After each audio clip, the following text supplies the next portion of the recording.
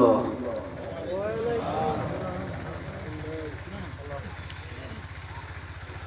গোরস্থানে গিয়ে যদি বলা হয় আসসালামু আলাইকুম, কোনো জবাব পাবেন?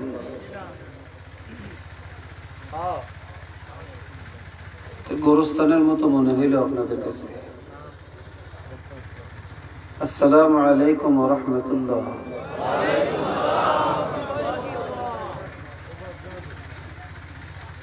আলহামদুলিল্লাহি কাফা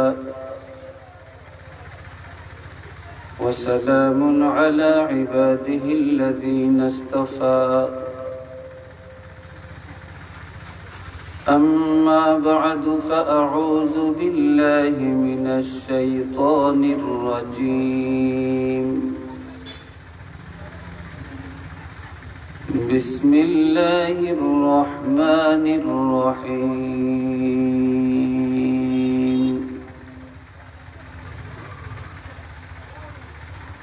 والضحى والليل إذا سجى ما ودعك ربك وما قلى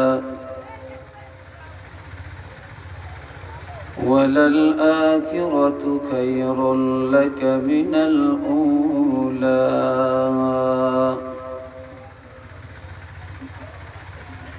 صدق الله العظيم وصدق رسوله النبي الكريم.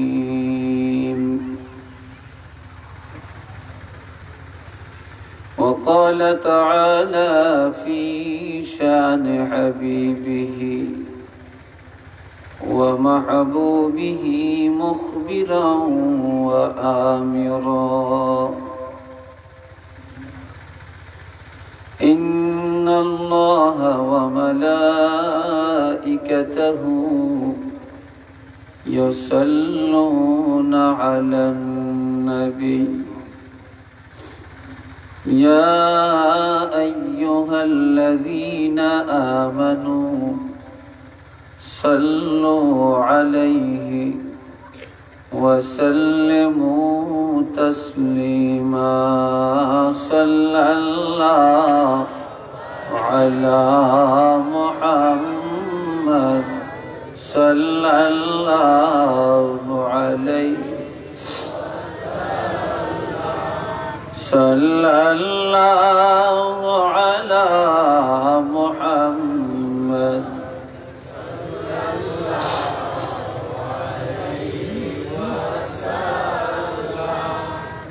আরেকটু জোরে আরেকটু মহব্বতে আওয়াজ দিয়ে দুরূদ শরীফ তেলাওয়াত করব।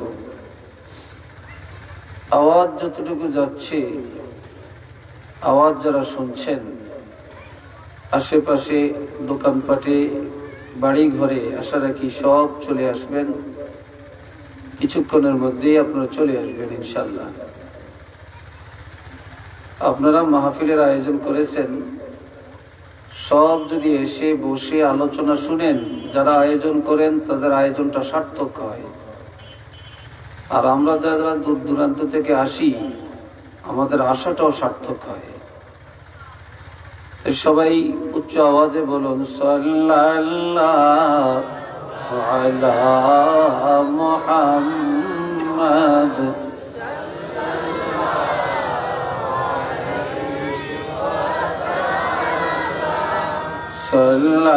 সাল্লাল্লাহু আলা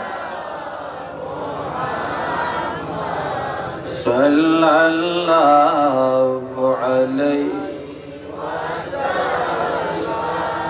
بلغ العلا بكماله كشف الدجى بجماله حسنت جميع خصاله صلوا عليه وآله.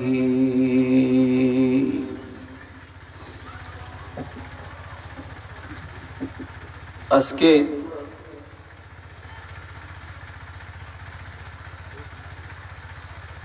বৈরাগীগাঁও পূর্বপাড়া জামে মসজিদ সংলগ্ন মাঠে আয়োজিত ঐতিহ্যবাহী হযরত শাহজালাল রহমতুল্লাহ আলাই যুব সমাজ কল্যাণ সংস্থা বৈরাগীগাঁওয়ের উদ্যোগে আল্লামা সাহেব কেবলা ফুলতলি রহমতুল্লাহ আলাই ও গ্রামের মুর্দেগানের ইসালে সওয়াব উপলক্ষে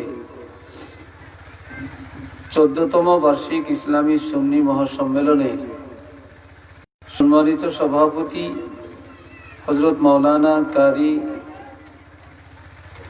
শায়েস্তা খান সাহেব বৈরাগীগাঁও, মোহাম্মদ আনোয়ার আলী সাহেব বৈরাগীগাঁও,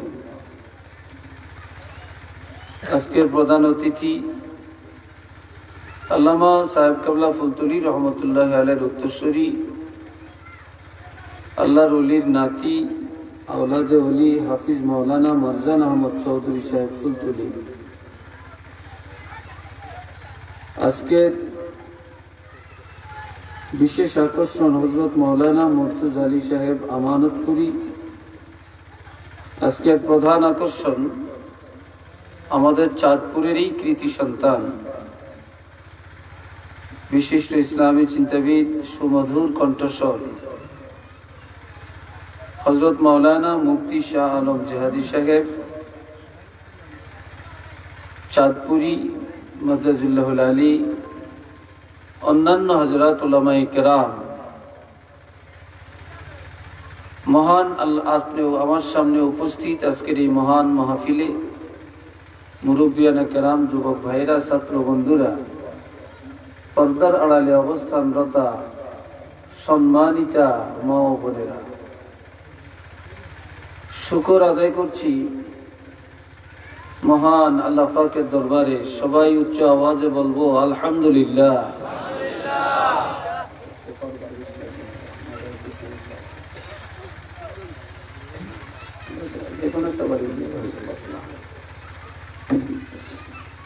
শুকর আদায় করছি হাজার হাজার মানুষের কাছ থেকে পছন্দ করে আল্লাহ পাক আল্লাহর পছন্দের কতগুলো মানুষকে, নবী প্রেমিক, অলি প্রেমিক আল্লাহর বান্দাদেরকে আজকের এই বেহেশতের বাগানে বসার তৌফিক দান করেছেন। এই জন্য আমরা আরেকটা বার বলবো আলহামদুলিল্লাহ।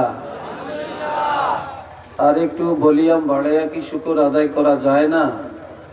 বলুন তো সবাই আলহামদুলিল্লাহ। মাশাআল্লাহ। আমি কালামে হাকিমের 30 পারা সূরা দোহার প্রথম ছোট্ট দুটি আয়াত তেলাওয়াত করেছি। এর উপরে কিছু কথা বলার আশা পোষণ করছি। আল্লাহ পাক যেন আমাকে বলার মতো ইলম, আমল, যোগ্যতা, সুস্থতা সবকিছু দান করেন। সকলে বলেন আমিন। মানুষ ইচ্ছা করলে কিছু করতে পারে না, বলতে পারে না। সবকিছু শক্তির মালিক হচ্ছেন আল্লাহ,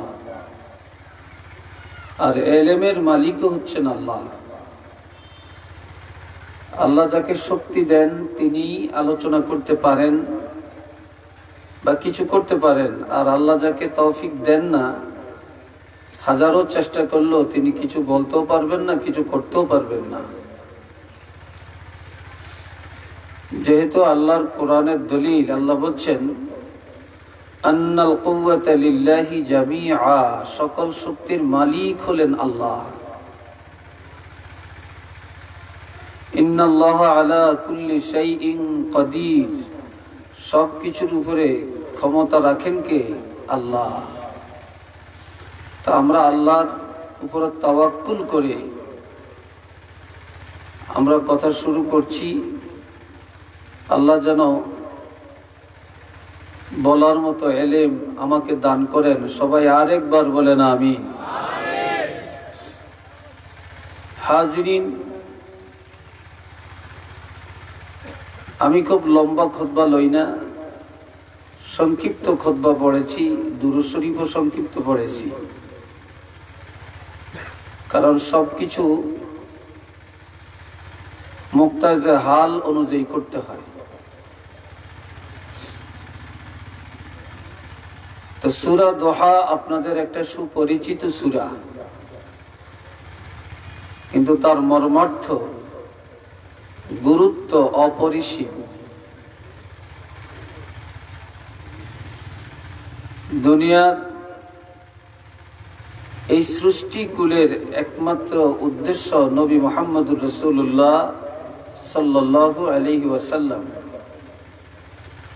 নবীর কারণে, নবীর উদ্দেশ্যে, নবীর উসিলায়, নবীর সম্মানে এই দুনিয়ার বাজার আল্লাহ সাজাইছেন।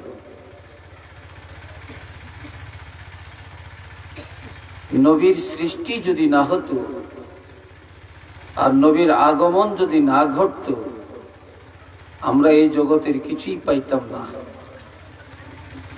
এই কথাটা আমরা সবাই মানি তো নাকি?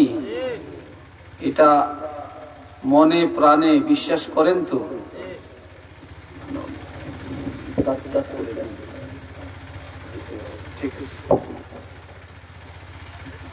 ঠিক আছে, আমি ঠিক করব। তো হাজিরিন, দুনিয়ার প্রত্যেকটা মানুষ নবীকে চিনে। যারা কাফের, মুশরিক, ইয়াহুদ, নাসারা তারাও চিনে, ইমানদাররা তো চিনে। কেউ চিনেও না চিনার মতো থাকে, আর চিনেও না চিনার মতো থাকে এমন মানুষ আজও পৃথিবীতে আছে। কি বলেন, আছে কিনা? যেটা নবীর আমলে ছিল। আল্লাহ বলছেন কোরআন শরীফে, আল্লাযীনা আতাইনাহুমুল কিতাবা ইয়ারিফুনাহু কামা ইয়ারিফুনা আবনাআহুম ওয়া ইন্না ফারীকাম মিনহুম লায়াকতুমুনাল হাক্কা ওয়া হুম ইয়ালামুন।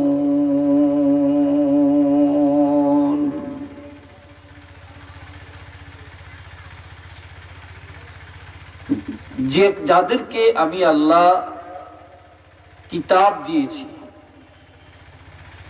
যারা আহলে কিতাব অর্থাৎ ইয়াহুদ এবং নাসারা,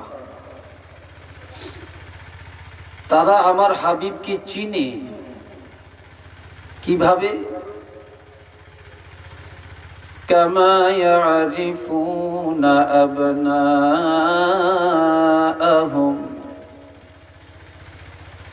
যেমনি ভাবে তারা তাদের সন্তানগুলোকে চিনে। পৃথিবীর কোন মানুষ তাদের সন্তানকে চিনতে কোনোদিন ভুল করেছেন? একটা আওয়াজ দিয়ে বলেন, করেছেন? কেউ তার সন্তানকে চিনতে ভুল করে না। লাখো মানুষের মাঝ থেকেও পিতামাতা তার সন্তানকে এক নজরে বেছে নিতে পারে।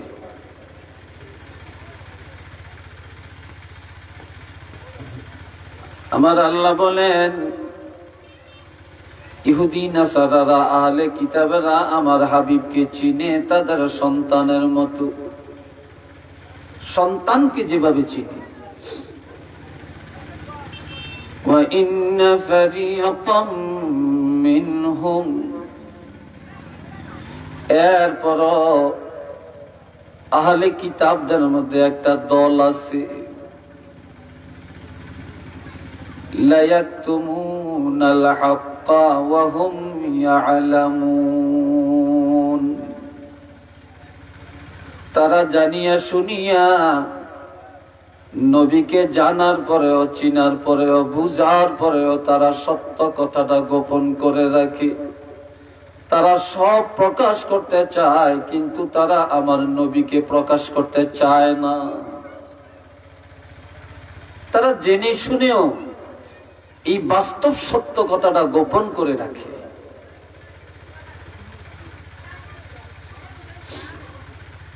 এমনকি রাসূল যখন বলতেন লা ইলাহা ইল্লাল্লাহু ইন্নী রাসূলুল্লাহ।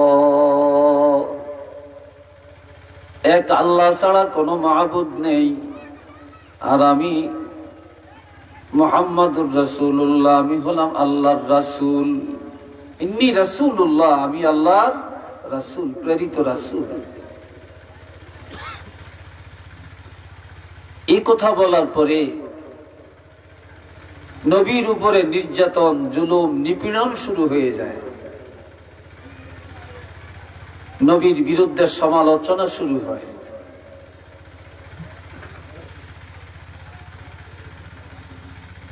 নবী যখন কোরআনের দাওয়াত দিতে গেলেন, তখন নবীকে গাল মন্দ করা শুরু হয়ে যায়। তখন নবী মনের ব্যথায় কিছু সময়ের জন্য দাওয়াতি কাজটা বন্ধ করে রাখলেন। তখন আল্লাহ জানিয়ে দেন, কিতাবুন উনজিলা ইলাইকা ফালা ইয়াকুন ফি সাদরিকা হারাজুম মিনহু লিতুনজিরা বিহি ওয়া যিকরা লিল মুমিনিন।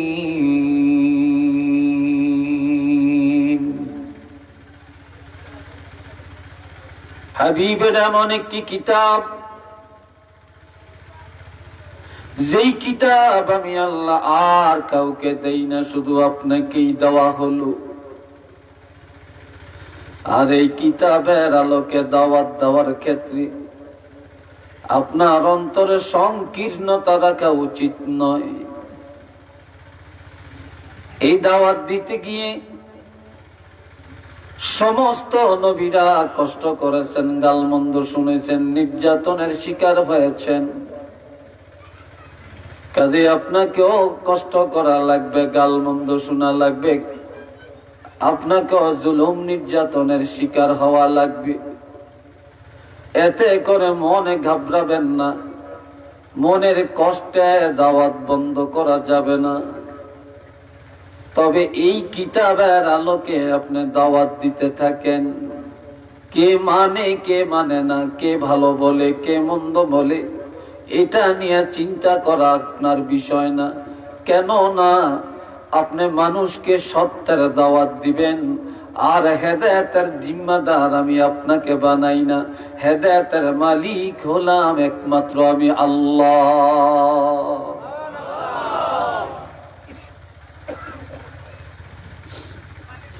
وذكرى للمؤمنين।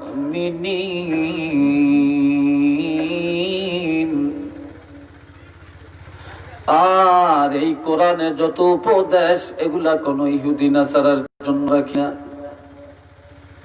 এই কোরআনের উপদেশ কোন বেঈমানের জন্য রাখি না। এই কোরআনের যত উপদেশ আছে সব আমি আল্লাহ মুমিনের জন্য দিয়েছি। যাদের ঈমান আছে, যারা ঈমানদার, তাদের জন্যই কোরআনের উপদেশগুলো।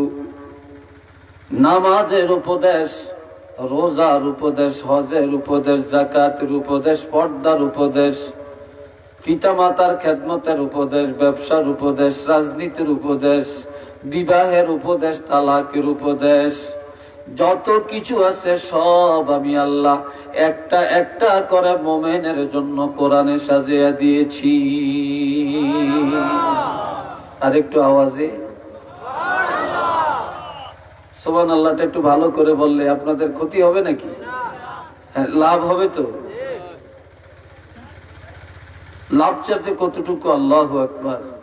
এটা বুখারীতে হাদিস আছে, বলবো একটু পরে ইনশাআল্লাহ।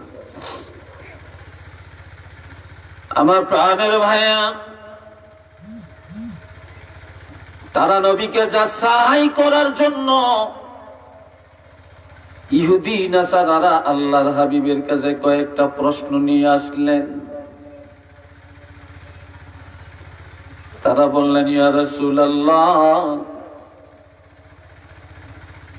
আপনি যে বলেন মানুষের মধ্যে রুহু আছে, রুহুর আকৃতিটা কেমন? রুহুটা কেমন দেখা যায়? আচ্ছা আপনারা বলেন, আমাদের দেহের মধ্যে রূহ আছে, কিন্তু এটা কি দেখার বিষয়? এটা কেউ দেখবে? এটা কেউ দেখতে পারবে না। আর পুরাটা শরীর কাটলেও রুহুটার স্বরূপ বাহির করতে পারবে না। তো নবীজি বললেন আগামী দিন বলবো। কি বলছিলেন? আগামী দিন বলবো। তা আগামী দিন কোনো কথা, কোনো কাজ করতে হলে সাথে ইনশাআল্লাহ কথাটা বলতে হবে। কিন্তু ওই মুহূর্তে নবী এটা বলেন না, আল্লাহ বলান না। এটার অর্থ হলো উম্মতকে আল্লাহ ইনশাআল্লাহ বলা শিক্ষা দিবেন। যার কারণে জিবরিল পরের দিন আর আসে না, রুহের আকৃতিটা কেমন এটা আর জানিয়ে দেন না। এই জন্য তিনি এটার উত্তর দিতে পারলেন না। 2 নম্বরে আমার প্রাণের নবী রহমাতুল লিল আলামিনের একটা অঙ্গুলি মুবারকের মধ্যে ব্যথা হলো। যেই ব্যথার কারণে তাফসিরে আসছে অঙ্গুলি মোবারক ফেটে গেছে, রক্ত মোবারক বের হইছে। তখন নবী বললেন, এরে খুন মোবারক, তোমার জন্য দুঃখ করে লাভ নাই, তুমি আল্লাহর জন্য শহীদ হয়ে গেছো। কিন্তু অঙ্গুলির ব্যথা কিন্তু মারাত্মক। আমার নবীজি প্রতিদিন রাত্রি বেলায় উঠে তাহাজ্জুদের নামাজ আদায় করতেন। এই ব্যথার কারণে কয়েকদিন তাহাজ্জুদ পড়তে পারেন না। শেষ রাত্রে উঠে ওযু করতেন, আমার আল্লাহর সাথে কথা বলতেন, নামাজ পড়তেন। এই ব্যথার যন্ত্রণার কারণে কয়েকদিন নবীজি তাহাজ্জুদ পড়তে উঠেন না। নবী যখন দ্বীনের দাওয়াত দিতে গেলেন, ইহুদিরা অপপ্রচার করতে লাগলো। বিশেষ করে আবু লাহাবের স্ত্রী উম্মে জামিলা, এই একটা মহিলা নবীর বিরুদ্ধে প্রভাকাণ্ডা করলো। বলে মুহাম্মদের আল্লাহ মুহাম্মদের তালাক দিছে। আরো আসতে বলেন, কি দিছে? অর্থাৎ ত্যাগ করছে। তালাক মানে কি? ত্যাগ করা। এই মুহাম্মদুর রাসূলুল্লাহ গভীর রাত ঘুম থেকে উঠে নামাজ পড়তো, তার আল্লাহর সাথে কথা বলতো। আজকে কয়েকদিন শেষ রাত আর উঠে না। বুঝা গেল তার আল্লাহর সাথে তার এখন সম্পর্ক ভালো না। নাউজুবিল্লাহ বলেন না। এই কথার কারণে নবীর মনে কষ্ট হয়। আর ইনশাআল্লাহ না বলার কারণে জিবরাইলের আগমন হয় না। জিবরাইল আমিন না আসার কারণে নবীর মনে কষ্ট হয়। যার কারণে আমার আল্লাহ কসম খাইলেন। 2টা জিনিসের কসম খায়া আমার আল্লাহ আয়াত নাজিল করেন, ওয়াদ-দুহা ওয়াল-লাইলি ইযা সাজা। উজ্জ্বল দিবসের কসম। সূর্য যখন পূর্ব আকাশে উঠে বেলা ঠিক হওয়া পর্যন্ত এই সময়টাকে বলে দোহা। এটা দিনের উজ্জ্বল সময়। এই সময়ের কসম করে আমার আল্লাহ বলেন, ওয়াল-লাইলি ইযা সাজা। গভীর রাতের কসম, যেই সময় তাহাজ্জুদের সময় হয়, দুনিয়ার সব ঘুমায়া যায়, নিরিবিলি হয়ে যায়, সেই গভীর অন্ধকার রাতের কসমকে আমার আল্লাহ বলেন, মা ওয়াদ্দাআকা রাব্বুকা ওয়া মা ক্বালা।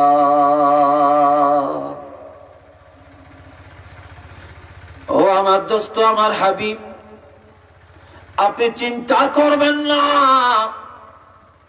আপনার প্রভু রব্বুল আলামিন আপনাকে ত্যাগ করেন না, আপনার উপরে অসন্তুষ্ট হন না।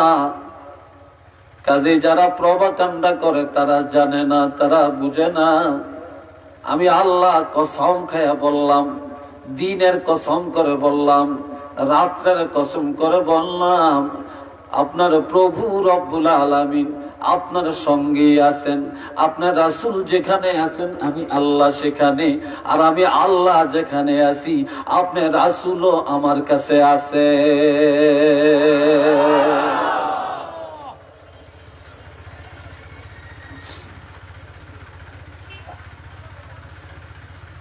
আমি আল্লাহ যত জায়গায় আপনারে রাখছি তত জায়গায়, আর আপনার রাসূল আছেন যত জায়গায়, আমি আল্লাহ আছি তত জায়গায়।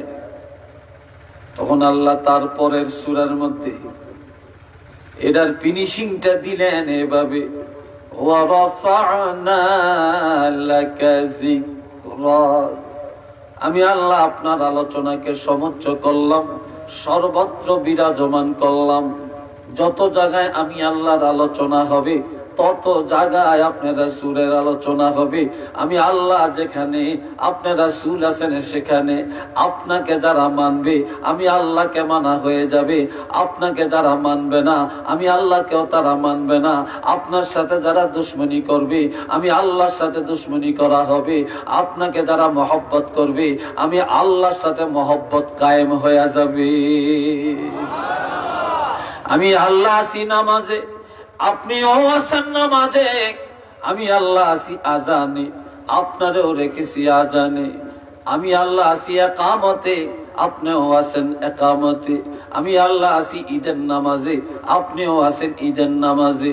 আমি আল্লাহ আছি জানাজায়, আপনিও আছেন জানাজায়। আমি আল্লাহ আছি কোরআনে, আপনিও আছেন কোরআনে। আমি আল্লাহ আছি তাওরীতে, আপনিও আছেন তাওরীতে। আমি আল্লাহ আছি আসমানি সব কিতাবে, আপনার পরিচয় আছে আসমানি কিতাবে। আমি আল্লাহ আছি আরশে আজিমে, আপনি রাসূলও আছেন আরশে আজিমে।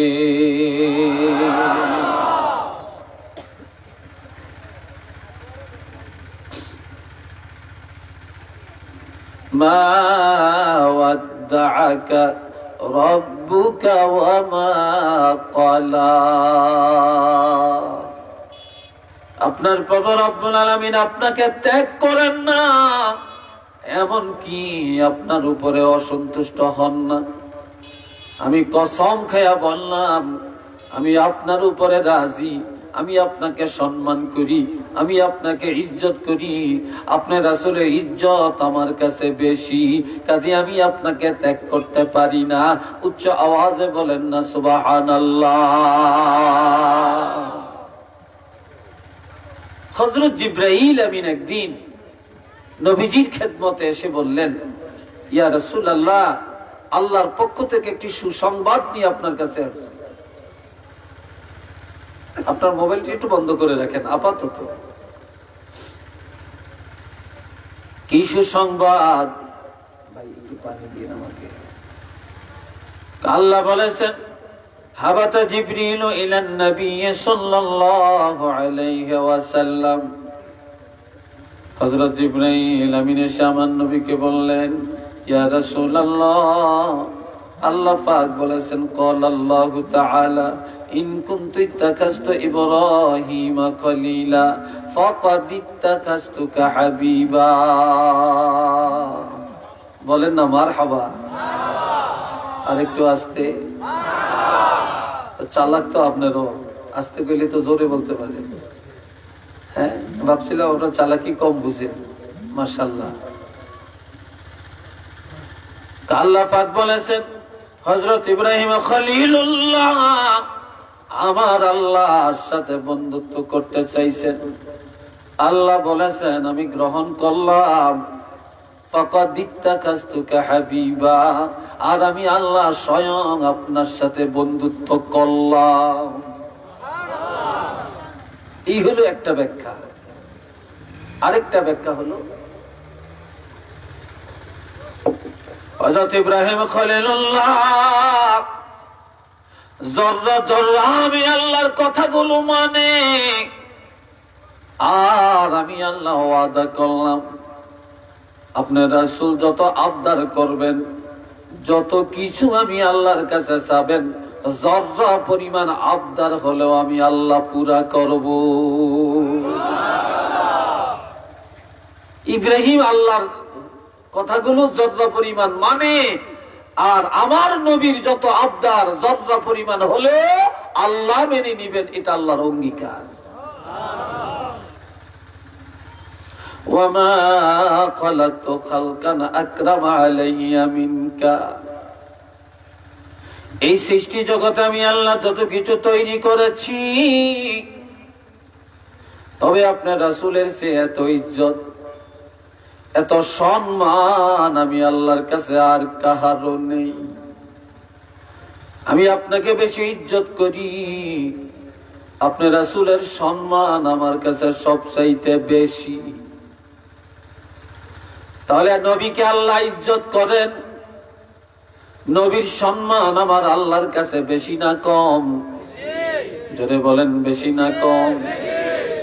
যে আল্লাহ নবীকে সম্মান করেন, যেই নবীর ইজ্জত আল্লাহর কাছে বেশি, ওই নবীকে ইজ্জত করলে আমাদের ইজ্জত বাড়বে না কমবে? আর ওই নবীকে ইজ্জত করা আমাদের ঈমান না কুফর? আরেকটু জোরে বলেন। ওই নবীকে মহব্বত করা, সম্মান করা, এটা আমাদের ঈমান। আর নবীকে সম্মান করতে যায়া, আমরা যদি নবীকে সম্মান করতে যায়া সালাম দেই, মিলাদ পড়ি, কিয়াম করি, একদল মোল্লা বলে আমরা নাকি বেদাতি। কথা ঠিক না?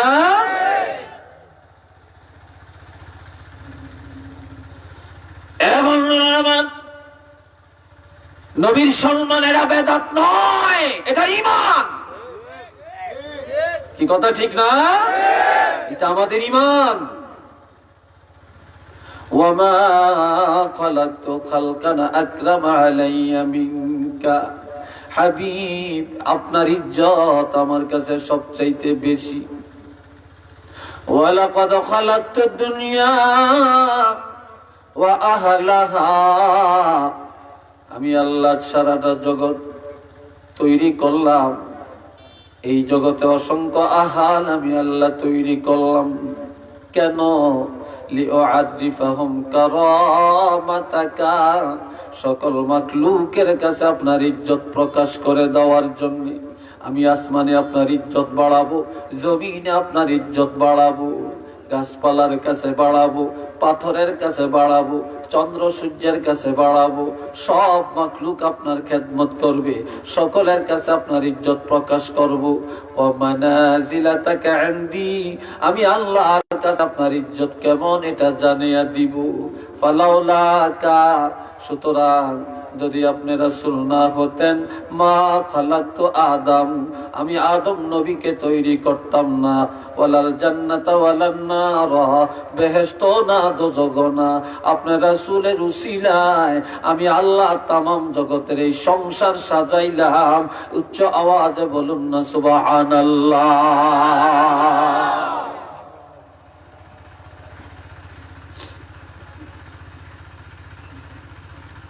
হাজিরিনে কেরাম, এই দুনিয়া বড় না আখিরাত বড়?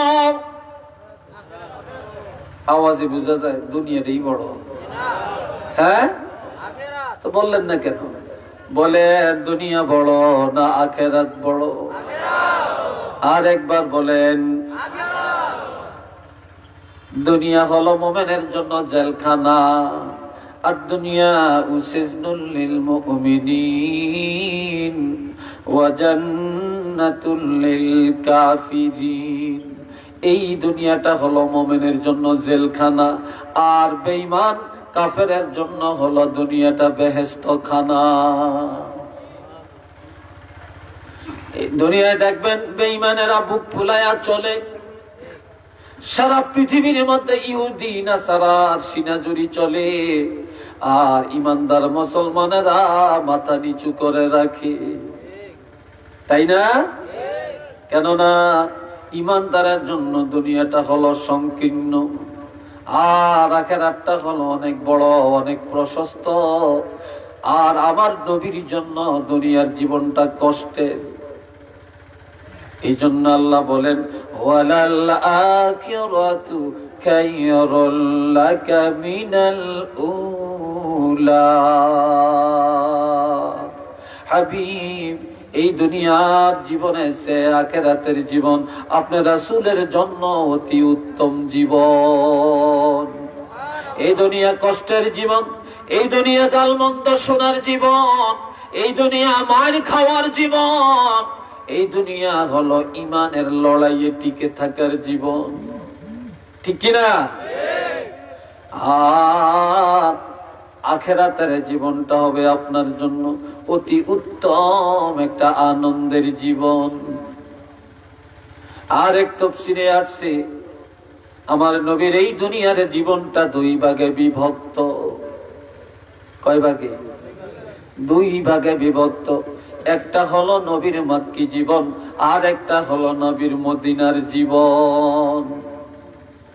মদিনার জীবন হলো আরামের, আর মক্কার জীবন হলো কষ্টে। এই জন্য আমার আল্লাহ বলেন, হাবিব, এই মক্কার জিন্দেগি হলো আপনার জীবনের প্রথম জীবন, মদিনার জীবনটা হলো শেষ জীবন। কাজেই মক্কার জীবন কষ্টের জীবন, আর এই মক্কার জিন্দেগির চেয়ে আপনার জন্য মদিনার জিন্দেগিটা হবে অতি উত্তম একটা আনন্দের জীবন। আর আমার নবী মক্কা ছেড়ে মদিনায় যখন যায়, নবুয়তের 10ম বছরে হলো নবীর মেরাজ। কোন সালে? ভিতরের আওয়াজটা একটু বাড়াই দেব। নবুয়তের 10ম বছর হলো নবীর মেরাজ, আর নবুয়তের 11 বছর হলো নবীর হিজরত। আগের বছরে হলো মেরাজ, পরের বছর হলো নবীর হিজরত। নবী যখন হিজরত করে মদিনায় রওনা করে, বারবার মক্কার মায়ায়, জন্মভূমির মায়ায় নবী পিছনে তাকায়। আমার আল্লাহ জানিয়ে দেন, তাকাবেন না। জন্মভূমির মায়া আপনি এখন আর করবেন না। যেই জন্মভূমির মানুষ আপনাকে ভালোবাসে না, আপনার সাথে এত জুলুম, এত নির্যাতন, এত অপরাধ, এত কষ্ট আপনাকে দেয়, তাদের কথা ভুলে যান। আপনি যান, মদিনায় চলে যান। তবে আমি জানি জন্মভূমির মায়া আপনার অন্তরে আছে। তবে এই মক্কা থেকে আপনাকে আমি নিয়ে যাই লাঞ্ছিত অবস্থায়, অবহেলিত অবস্থায়। সেই দিনটা বেশি দূরে না। আমি আল্লাহ ঘোষণা দিলাম, আবার আমি আপনাকে মক্কাতে আনবো। তবে যেইভাবে নিয়ে যাই এইভাবে আর আনবো না। আমি আল্লাহ মক্কা মদিনার বাদশাহ, সারা দুনিয়ার বাদশাহ, সারা জগতের বাদশাহ, আমার পবিত্র যতটুকু নিয়া ততটুকুর বাদশাহ বানায়া আবার আপনাকে মক্কাতে আনবো।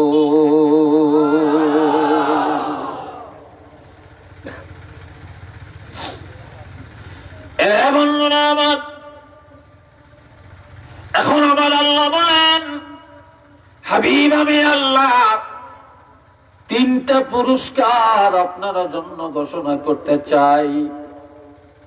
কয়টা? একটু চিল্লিয়া বলেন।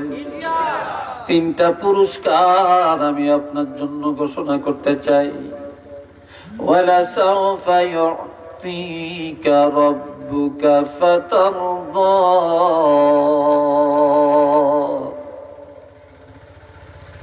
আমি আল্লাহ আপনার জন্য কিছু প্রেজেন্টেশন রাখছি। আমি আল্লাহ চিনি আপনাকে, এমন এমন কিছু নেয়ামত দিব, কিছু সুসংবাদ দিব, যা পায়া আপনি খুশি হয়ে যাবেন। আপনার মনের কষ্টগুলি দূর হয়ে যাবে, আপনার অন্তরে আর কোনো ব্যথা থাকবে না। সব যন্ত্রণা দূর হয়ে যাবে। এমন এমন তিনটা নিয়ামতের ঘোষণা আমি আল্লাহ দিতে চাই। উচ্চ আওয়াজে বলেন আল্লাহু আকবার।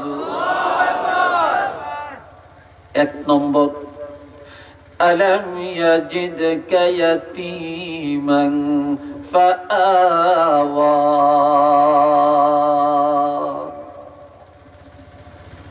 হাবিব, আপনি তো ছিলেন এতিম,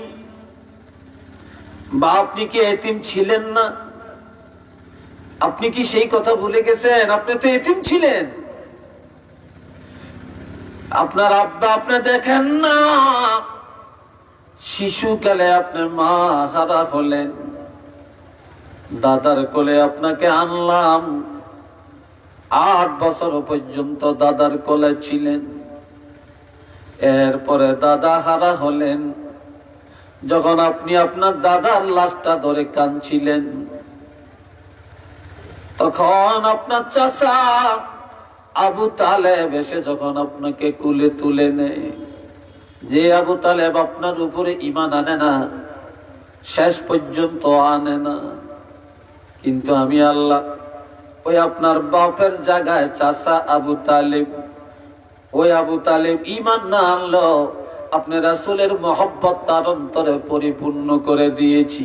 সে যেন দুশ্মনী না করে, সন্তানের মতো লালন পালন করে, এই ভালোবাসা দিয়া আপনার কাছে পাঠালাম। চাচা আবু তালেব আপনাকে যখন কোলে নিয়ে ঘরে নেয়, তার বিবি রাত্রিবেলায় কোলে নিয়ে ঘুমায়, আর দিনের বেলায় চাচা বুকে জড়ায় আপনাকে রাখে। আমি আল্লাহ, আপনার আব্বা ছিল না, আম্মা ছিল না, দাদাও ছিল না, আমি আল্লাহ চাচার কোলে নিয়া আর চাচি আম্মার কোলে নিয়ে আপনাকে লালন পালন করি। ঠিক না? এমন আমার নবী চাচার কোলে যাইতে চান না। দাদার লাশটা যখন জড়াইয়া নবী কান্দে, দাদা বাবা কেমন কোনদিন আমি দেখি না, শিশুকালে মা হারাইলাম গো। ও দাদা, আমি মোহাম্মদের কার হাতে রেখে যান। দাদার লাশটা ধরে যখন আমার নবী কান্নাকাটি করে, এই সময় চাচা আবু তালেব এসে আমার নবীর হাত মোবারকে ধরে যখন টানে, ভাতিজারে তোমার বাপ নাই, মা নাই, দাদা ছিল, আজ থেকে নাই, আয় আমার বুকে আয় রে, তুমি চিন্তা করো না, আমি তোমার চাচা, আমি তোমার বাপ। নবী যায় না, চাচা উদাত্ত কণ্ঠে বলে ফেলল, তুমি চিন্তা করো না, তুমি মনে করেছো না জানি আমি তোমাকে কোনো বেঈমানের হাতে ছেড়ে দেই রে। তবে আমি তোমাকে জানিয়ে দিতে চাই, যতদিন আমি বেঁচে থাকবো কোনো বেঈমানের হাতে তোমাকে লেলাইয়া দিব না।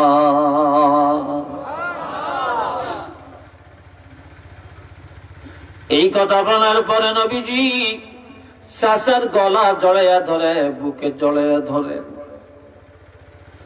চাচা ঘরে নিয়া চাচি আম্মা ফাতেমা বিনতে আসাদকে বলে, এ আমার স্ত্রী, আমার ভাতিজা এতিম, বাপ নাই, মা নাই, দাদা ছিল তাও নাই, তবে সারাদিন আমার কাছে থাকবে, আর রাত্রি বেলায় তোমার সন্তানের মতো বুকে জড়াইয়া ঘুমাবে।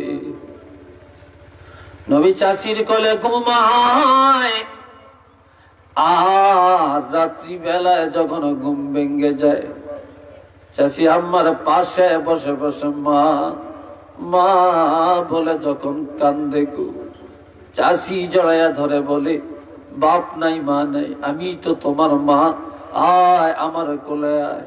এই বলে চাচি আম্মা বুকে জড়াইয়া নেয়, সুন্দর করে লালন পালন করে। এই দুনিয়াতে চাচি আম্মার কোলে আর চাচার কোলে নবী এত উত্তম লালন পালন হয়েছিলেন, এত মজবুত ভাবে আদর্শ সোহাগের মধ্যে লালিত পালিত হলেন, যেটা অন্য কারো দ্বারা সম্ভব হয় না। এই জন্যে আমার আল্লাহ বলেন, হাবিব আপনি তো ছিলেন এতিম, আমি আপনার উত্তম লালন পালনের আয়োজন করে দিয়েছি। একটু চিল্লিয়ে বলেন না সুবহানাল্লাহ।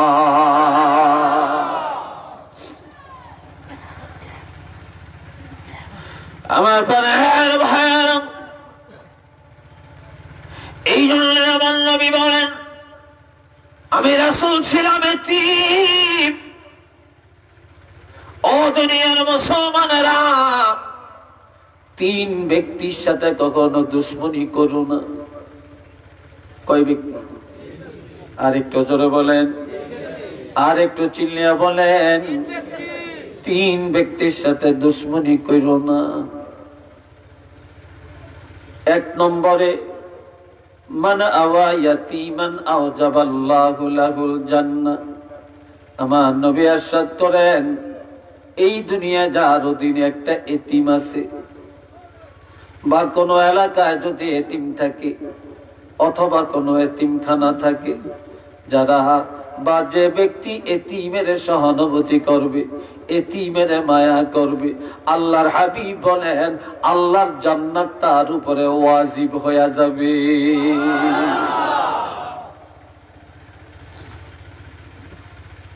আর ওয়াজিব হয়ে যাবে এই অর্থ করা হবে না, যেহেতু এখানে বলা হয়েছে আও যাবা, ওয়াজিব হয়ে গেছে, ওয়াজিব হয়ে গেছে। যে এতিমের লালন পালন করে, যারা এতিমের মায়া করে, এতিমকে মায়া করার কারণে, এতিমকে লালন পালন করার কারণে আল্লাহর জান্নাত তার উপরে ওয়াজিব হয়ে গেছে। কেউ যদি এতিমের মাথায় হাত বুলাইয়া দেয়, এই হাতের নিচে যতগুলা চুল পড়ে ততগুলি গুনাহ সাথে সাথে আমার আল্লাহ মাফ করে দেয়।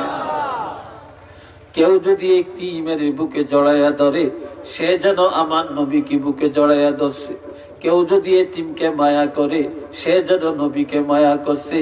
কেউ যদি এতিমের সহানুভূতি করে, সে যেন আমার নবীকে সহানুভূতি করেছে। আমার প্রাণের বন্ধুরা, দুই নম্বরের পুরস্কার ঘোষণা দিলেন, ওয়াজাদাকা দাল্লান ফাহাদা। আল্লাহু আকবার, আরেকটু জোরে আল্লাহু আকবার। ভিতরে আওয়াজটা কি বাড়ে না একটু? ভিতরে আওয়াজটা শক্তি লাগে কেন জানি। আল্লাহ, আমার ভাইরা এবার ঠিক আছে। বন্ধুরা রে আমার আল্লাহ বলেন, হাবিব আপনি তো ছিলেন সংবিধান ছাড়া। অনেকে অর্থ করে পথ হারা, নাউজুবিল্লাহ।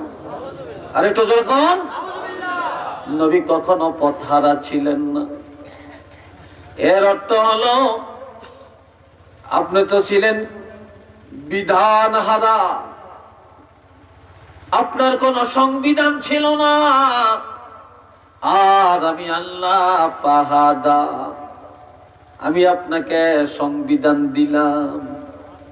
অর্থাৎ 30 পারা কোরআন আমি আল্লাহ কাউকে দেই না, আপনি রাসূলুল্লাহকে এই 30 পারা কোরআন আমি আল্লাহ সংবিধান দিয়ে দিলাম। মারহাবা। আমাদের কিতাবটা সবচেয়ে বড় না ছোট? আমাদের নবী সবচাইতে বড় না ছোট? আমরা উম্মত সবচাইতে বড় না ছোট? নবী আমাদের বড়, কিতাব আমাদের বড়, উম্মত আমরা সর্বশ্রেষ্ঠ। কাজেই সর্বশ্রেষ্ঠ কিতাব আমি আল্লাহ একমাত্র আপনাকে দান করলাম। কোন কিতাব দিলাম শুনেন, ইন্নাহু লাকুরআনুন কারীম। আমি সবচেয়ে ইজ্জতওয়ালা সম্মানী কিতাব, এই কিতাব, এই ইজ্জতওয়ালা কিতাব আমি আপনাকে দিলাম। ফি কিতাবিম মাকনুন। এটা গোপন ভান্ডারের কিতাব, লৌহে মাহফুজের কিতাব। এটা এমন কিতাব লা ইয়ামাসসুহু ইল্লাল মুতাহহারুন, এটা পবিত্রতা ছাড়া স্পর্শ করা যায় না। এই কিতাব ধরতে হলে পবিত্রতা লাগে কেন? তানজিলুম মির রাব্বিল আলামিন, এই কিতাব স্বয়ং বিশ্ব প্রতিপালক আল্লাহর পক্ষ থেকে আসছে। কাজে এই কিতাব সম্মানী কিতাব। আর এই কিতাব শুধু সম্মানী না, এই কিতাবের আলো মানুষকে সম্মানী বানায়। কিতাবে মানুষকে ইজ্জতওয়ালা বানায়। এই কোরআনের হেদায়েত যার মধ্যে, এই কোরআনের নূর যার ভিতরে, তার ইজ্জত আল্লাহর কাছে কম না বেশি? বেশি না? তার ইজ্জত আল্লাহর কাছে বেশি। শুধু বেশি না, দুনিয়াতেও বেশি, কবরেও বেশি, কিয়ামতের ময়দানেও বেশি। আমার নবী বলেছেন, এই কিতাবের হেদায়েত যারা অর্জন করেছে, এই কিতাবের আলেম যারা হইছে, কিয়ামতের ময়দানে তারা 40,000 নিচে, উপরে তাদের উসিলায় বিনা হিসাবে আল্লাহ জান্নাতে জাহান্নামীদেরকে পাঠাইয়া দিবে। একজন আলেমের উসিলায় কিয়ামতের ময়দানে 40,000 হলো নিচে, উপরে বেগাইরে হিসাব জান্নাতে চলে যাবে।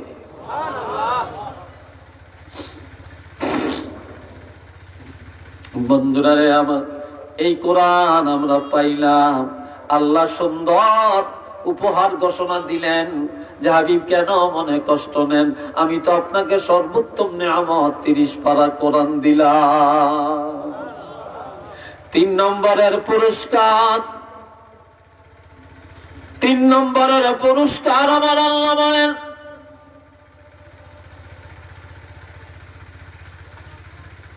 ওয়াজাদাকা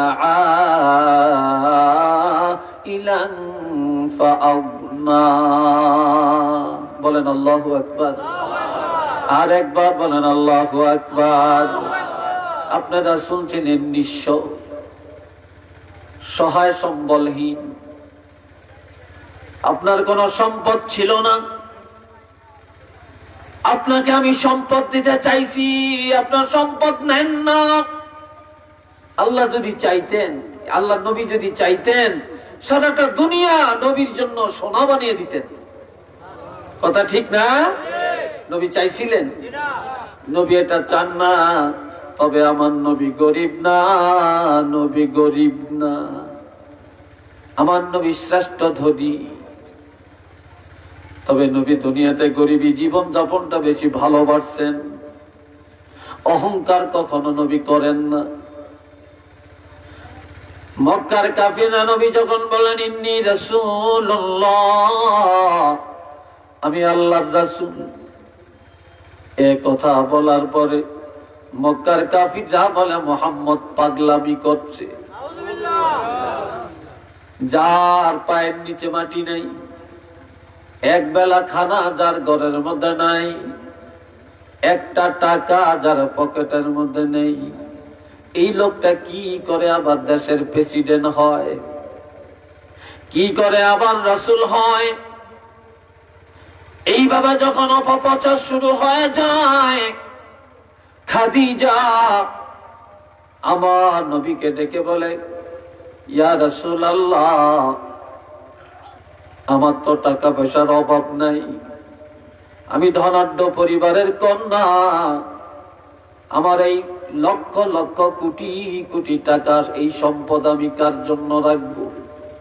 নবী গো, আমি এখন সব কিছু আপনার জন্য আপনার নামে রেজিস্ট্রি করে দিলাম। আমার যত সম্পদ আছে সব আপনাকে মালিক বানায়া দিলাম। এখন থেকে আমি একটা টাকারও মালিক না, আর এখন থেকে আপনি হলেন বিশ্বের মধ্যে শ্রেষ্ঠ ধনী।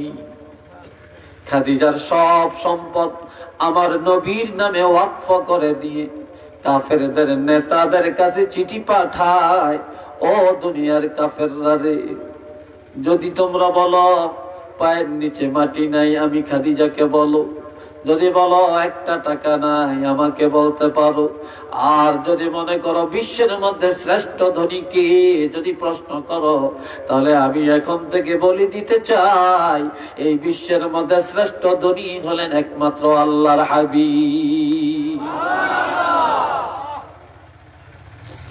এই জন্য আমার আল্লাহ বলেন, হাবিব আমি আল্লাহ 40 বছরের খাদিজার ঘরে আপনি 25 বছরের রহমাতুল লিল আলামিনের বিবাহ বন্ধনে আবদ্ধ করায়া আমি আল্লাহ খাদিজার সম্পদের মালিক বানায়া আপনাকে আমি বিশ্বের শ্রেষ্ঠ ধনী বানাইয়া দিলাম। এখন আর আপনি অভাবী না। কাজে আপনি এক সময় কিছুই ছিল না, এখন আপনার সব হইছে। কাজে এখন আর আপনি কাফের মুশরিকের কথায় আপনি চিন্তা করবেন না। এখন মোকাবেলা করার জন্য, যুদ্ধ করার জন্য, বেঈমানের সাথে লড়াই করার জন্য, ইমানের পক্ষে যুদ্ধ করার জন্য যা পুঁজির প্রয়োজন, অর্থের প্রয়োজন, সব এখন আপনার কাছে আছে। উচ্চ আওয়াজে বলেন না সুবহানাল্লাহ।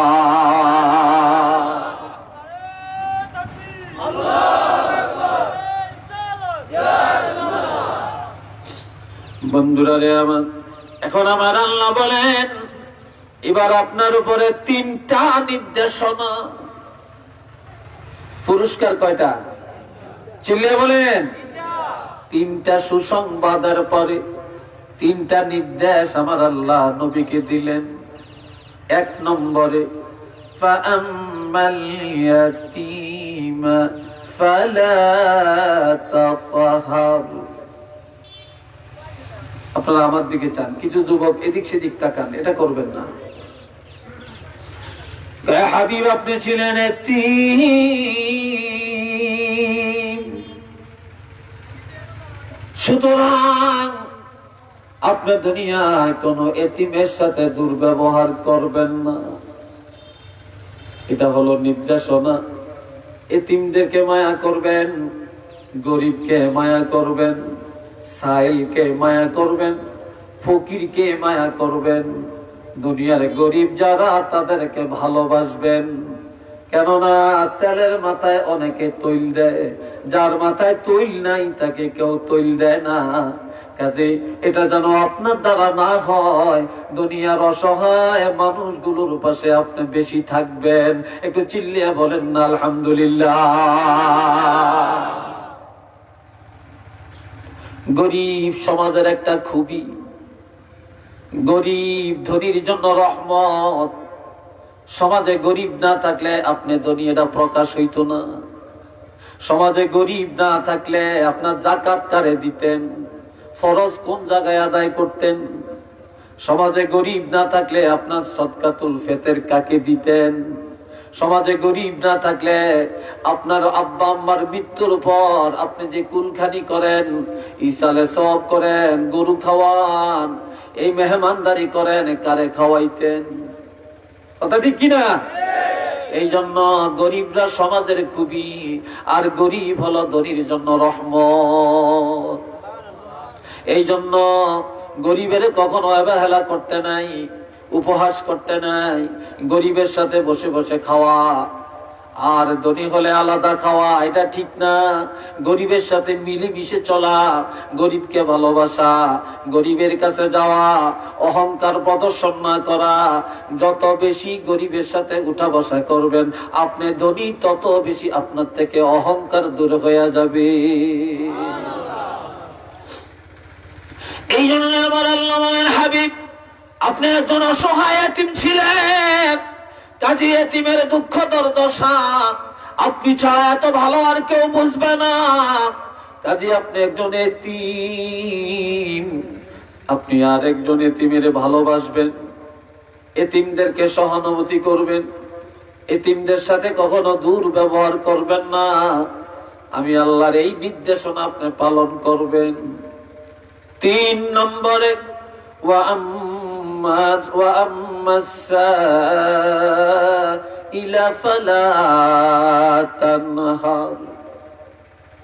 কোন সায়েল যখন আপনার কিছু চাবে, বিপদে পড়ে, অভাবে পড়ে, কেউ যখন আপনার কাছে কিছু চায় হাত পাতে, তখন তাকে ধমক দিবেন না, চোখ রাঙাবেন না, তার সাথে দুর্ব্যবহার করবেন না। অসহায় মানুষের সাথে সৎ ব্যবহার করবেন। কিছু চাইলে ক্ষমতা থাকলে দিবেন, আর যখন ক্ষমতা থাকবে না সৎ ব্যবহার করে বিদায় দিবেন। এ বন্ধুরা রে, আমার নবীর দরবারে এসে কোনো অসহায় মানুষ কখনো ফিরে যায় না। ইহুদিরাও যায় না, নাসারারাও যায় না, এমনকি নবীর বাড়ি থেকে কোনো দিন মনের কষ্ট নিয়ে কোনো ইহুদিও যায় না। এক ইহুদি নবীর বাড়ির মেহমান, নবী নিজে না খায়া তারে খাওয়ায়। ঘরে একটা রুটি ছিল, জোরে বলেন কয়টা রুটি? আর একবার বলেন কয়টা রুটি? হযরত আয়েশাকে বলে ঘরে কি? কয় একটা রুটি আছে। কয় মেহমান ঘরে আসছে, এখন মেহমান কি খাবে? হযরত আয়েশা সিদ্দিকা বলেন ইয়া রাসূলুল্লাহ, খাইতে পারবেন? কয় মেহমান তো আমাকে ছাড়া খাবে না, একটা রুটি আমি খাবো, মেহমান খাবে। হযরত আয়েশা সিদ্দিকা বলে ইয়া রাসূলুল্লাহ, মেহমান যখন ঘরে আসে মেহমানের সামনে রুটি দিব আর খেজুর দিব, তখন মেহমান বলবে যে আমরাও যেন সাথে খাই, তখন আমি হুট করে বাতিটা নিভিয়ে দিব, ঘরের বাতিটা চলে যাবে, আর এই অন্ধকারের মধ্যে আমরা মুখ চামটাবো, মেহমান মনে করবে আমরাও তার সাথে খাই, এই ফাঁকে মেহমান পেট ভরে খেয়ে ফেলবে। এটা আল্লাহু আকবার বলেন না ভাই? কি আদর্শ আমার নবী শিখালেন। আমার এই জন্য আবার আল্লাহ বলেন সাহেলকে ধমক দিও না। কোন বিপদগ্রস্ত মানুষ বিপদে পড়ে, তুমি ধনীর কাছে যখন হাত বাড়াবে সাধ্য মতো সহযোগিতা করবে, কারোর সাথে নাফরমানি করবে না, মনে কষ্ট দিবে না। কেননা তুমি ভুলে যাও না যে তুমি একদিন অসহায় ছিলা। আবার এটা স্মরণ করো, সেই দিনটা হয়তো বেশি দূরে না, আবার এমন অসহায় জীবন যেমন তোমারও আসতে পারে। কথা ঠিক কিনা? তোমার কাছেও ফিরে আসতে পারে। এই জন্য কাউকে ঘৃণা করবে না, কাউকে উপহাস করবে না, কাউকে ধমক দিয়া তোমার দরজা থেকে তাড়াইয়া দিবে না। কেউ যদি কোনো দরিদ্র ঘরের দুয়ার থেকে নিরুপায় হয়ে নৈরাশ হয়ে মনের ব্যথা নিয়ে ফিরে যায়, আমার আল্লাহ তার উপরে নারাজ হয়ে যায়। কোন গরিব যদি ধনীর উপরে রাজি থাকে, আমার আল্লাহ তার উপরে রাজি থাকে। কোন ধনী যদি অসহায় মানুষের উপরে দানের হাত বাড়াইয়া রাখে, আমার আল্লাহর দানের হাত তার উপরে থাকবে। এরপরে বললেন وَأَمَّا بِنِعْمَةِ رَبِّكَ فَحَدِّثْ وَأَمَّا بِنِعْمَةِ رَبِّكَ فَحَدِّثْ। আর আপনাকে আমি যত নিয়ামত দিলাম, এই নিয়ামতগুলি প্রকাশ করেন শুকরের জন্য। অনেকের টাকা আছে প্রকাশ করে না, আছে কিনা আমার ভাইরা? আবার অনেক গরিব, ছেলে মেয়েরে ভালো খাওয়ায় না, ভালো দান করে না, ভালো ঘর বাড়ি করে থাকে না। যাকে আল্লাহ যেমন ক্ষমতা দিয়েছেন এই ক্ষমতা অনুযায়ী সবকিছু করা, এটাও ঈমান, এটাও সুন্নত। ইমাম মালিক রহমতুল্লাহি আলাইহি প্রতিদিন একটা নতুন জামা গায়ে দিতেন, আর আগের দিন যেটা গায়ে দিতেন পরের দিন নতুন আর একটা গায়ে দিয়া আগেরটা সদকা করে দিতেন। ওনাকে প্রশ্ন করা হলো, হুজুর আপনি কেন প্রতিদিন একটা নতুন জামা গায়ে দেন? ইমাম মালিক বলেন, আল্লাহ আমাকে এত ধন সম্পদ দিয়েছেন, আমি যদি প্রতিদিন একটা নতুন জামা গায়ে না দেই শুকর আদায় হবে না। এই জন্য আল্লাহর নিয়ামতের শুকর আদায় করার জন্য একটা করে নতুন জামা গায়ে দেই। আলহামদুলিল্লাহ বলেন না? এবং আমার আল্লাহ বলেন কিয়ামতের ময়দানে, মুসিবতের দিনে, সুম্মা লাতুসআলুন্না ইয়াওমাইযিন আনিন নাঈম, সেদিন প্রত্যেকটা মানুষকে তার নিয়ামত সম্পর্কে জিজ্ঞাসা করা হবে। আমি তোমাকে এত টাকা দিছি, কি করছো? এত সম্পদের মালিক বানাইছি, কোন কাজে ব্যয় করেছো? আমি তোমার সন্তান দিছি নিয়ামত, এই সন্তানরে কোন পথে কাটাইছো? তুমি আল্লাহর কোরআনের খেদমতে ব্যয় করছো না দুনিয়ার কাজে ব্যয় করছো? সন্তানরে কোন পথে পরিচালিত করছো? আমি তোমার সুন্দরী বিবি দিলাম, এই তোমার সুন্দরী বিবি পায়া কি শুকর আদায় করেছো? আমি তোমারে অন্ধ বানাই না, লুলা বানাই না, আতুর বানাই না। আমি তোমার সুন্দর বিবেক বুদ্ধি দিয়া তৈরি করলাম, এত সুন্দর রথ নমুনা দিলাম, এটা শুকুর কি দিয়া আদায় করেছো? আমি আল্লাহ তোমার জ্ঞান বুদ্ধি দিলাম, লেখাপড়ায় তোমাকে উচ্চ শিক্ষিত বানালাম, কাজেই এটার নিয়ামত কিভাবে আদায় করেছো? এইভাবে কিয়ামতের ময়দানে আমার আল্লাহ প্রত্যেকটা মানুষকে তার নিয়ামত সম্পর্কে জিজ্ঞাসা করা হবে। এই জন্য আমার আল্লাহ বলে, ইয়া রাসূলুল্লাহ, আপনাকে যত নিয়ামত আমি আল্লাহ দিয়েছি, এই নিয়ামত গুলি শুকুর আদায় করার জন্য ব্যক্ত করেন। অর্থাৎ আমি কোরআন দিছি বড় নিয়ামত, এই কোরআন মানুষের কাছে প্রচার করেন। সুবহানাল্লাহ কন্যা আরেকবার বলেন না সুবহানাল্লাহ। আমি আপনাকে ধনী বানাইছি, আর এই ধন ইসলামের খেদমতে ব্যয় করেন, এই ধন গরিব দুঃখীর বিপদে আপদে ব্যয় করেন, তাহলেই নিয়ামতের শুকর আদায় হয়ে যাবে। একটু চিল্লিয়া বলেন না সুবহানাল্লাহ। এই সূরার উপরে এই সংক্ষিপ্ত আলোচনা, সংক্ষিপ্ত ব্যাখ্যা আপনাদের মাঝে তুলে ধরলাম। আমরা কি এই সূরার মুআফিক অনুযায়ী, এই সূরার প্রেক্ষাপটে আমাদের জীবন যাপন করতে, আমাদের জীবন গঠন করতে আমরা কি সবাই রাজি আছি না? চিল্লিয়ে বলে রাজি আছি না? একটু কারা কারা রাজি আছে দুইটা হাত তুলে দেখান। আল্লাহ দেখো।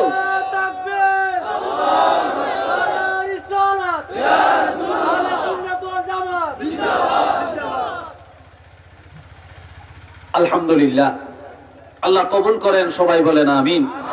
আমি আজকের আলোচনা আর দীর্ঘায়িত করব না। আজকে আপনাদের থেকে আমি এখানে বিদায় নিতে চাই। ইনশাল্লাহ কোনো সময় আবার আসলে আমি লম্বা আলোচনা করব, যেহেতু আমার এখানে একটা নির্দিষ্ট সময় দেওয়া আছে, আর নির্দিষ্ট সময়ের মধ্যেই আমি শেষ করতে চাই। তার বড় হয়তো 2-4 মিনিট বেশি হয়ে যাবে। তো ভাই, একটা কথা আপনাদের কাছে, আমি এই 2টা মিনিট আপনাদের কাছ থেকে, যে আমি 3টা মানুষ চাবো আপনাদের এই বিশাল মানুষের মধ্যে। আলহামদুলিল্লাহ, যে এই সুন্দর এত বিশাল একটা প্যান্ডেল, এই বেহেশতের বাগান, এই এলাকা, যে আপনাদের এলাকার যে মুন্না আমার এলাকায় যান, আমার এলাকাতে ঘুরেন, আমার মাদ্রাসায় গেছেন, আমার অত্যন্ত মহব্বতের, এবং ওনার মাধ্যমেই আমার দাওয়াতটা হয়েছে। তা আলহামদুলিল্লাহ, আল্লাহ যেন তার আব্বার কবরটাকে জান্নাতের বাগান বানিয়ে দেন। এই এলাকার মুর্দেগানের কবর আযাব আল্লাহ মাফ করেন। আল্লামা সাহেব কেবলা ফুলতুলি রহমতুল্লাহ রুহানি ফয়েজ ও বরকত আল্লাহ যেন আমাদেরকে নসিব করেন। সবাই উচ্চ আওয়াজে বলেন আমিন। তবে এই সুন্দর বেহেশতের বাগানটা সাজাবার জন্য আগামী বছরের আমি একটা লোক চাবো, সূরা দোহার এই আলোচনা শুনে যে এমন একজন ধনী মানুষ, যে আপনার এই নিয়ামতের শুকর আদায় করবেন, যে আপনি আল্লাহ আপনাকে টাকা দিছে, সম্পদ দিছে, একটু দ্বীনের খেদমতের জন্য, আল্লাহর কোরআনের খেদমতের জন্য, ওলি আল্লাহদের রুহানিয়াত পাওয়ার জন্য আগামী বছরের এই প্যান্ডেলটা একটা লোকে দিয়ে দেন, আমি খুশি হব, আপনার জন্য দোয়া করব। কে আছেন যে হুজুর আমি আগামী বছরের এই প্যান্ডেলটা দান করলাম?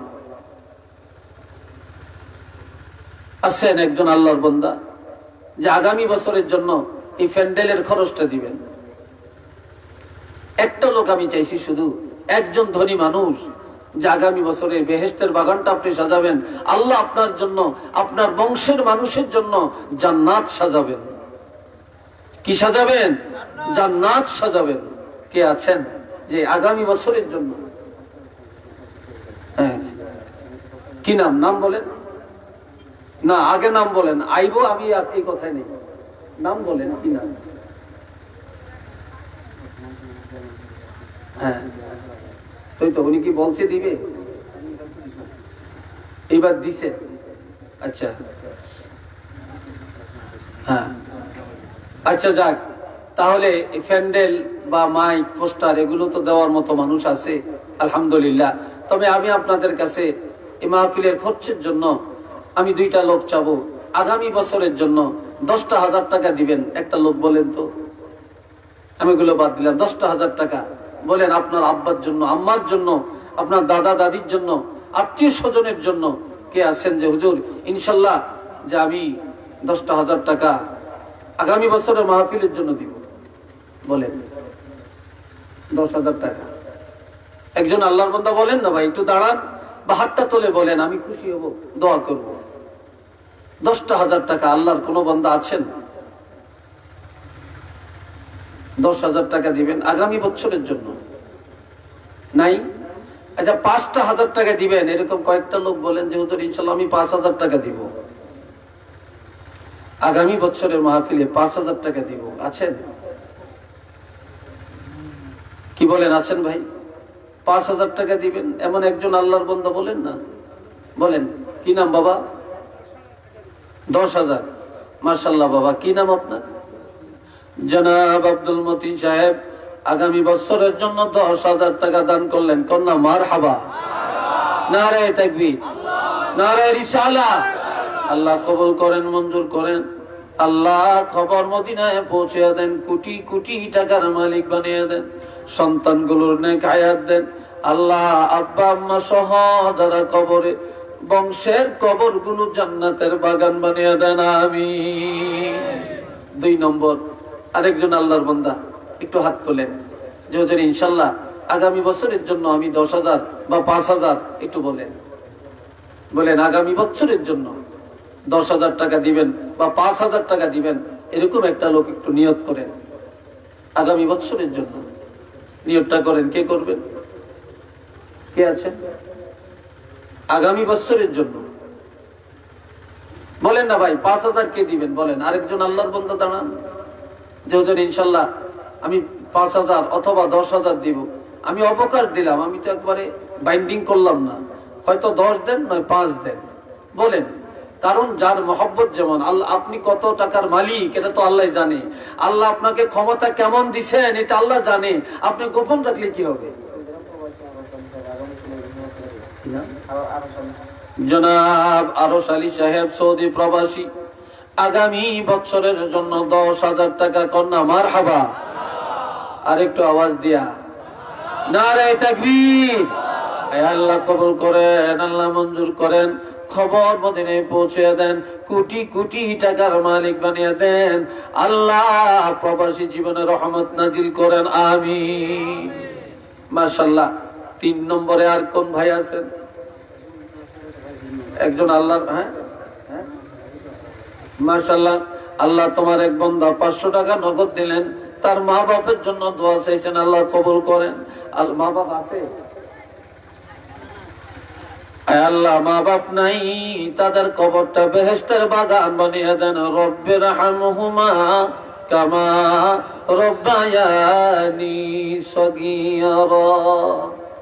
মাশাআল্লাহ, 2 জন পাইলাম 10,000। এবার বলেন 10,000 বা 5,000 আর কোন আল্লাহর বান্দা আছেন কিনা ভাই? বলেন, আমি সে এখনই দোয়া করব, এখনই দোয়া করব, বেশি সময় হবে না, একটু বলেন তাড়াতাড়ি। কে আছেন?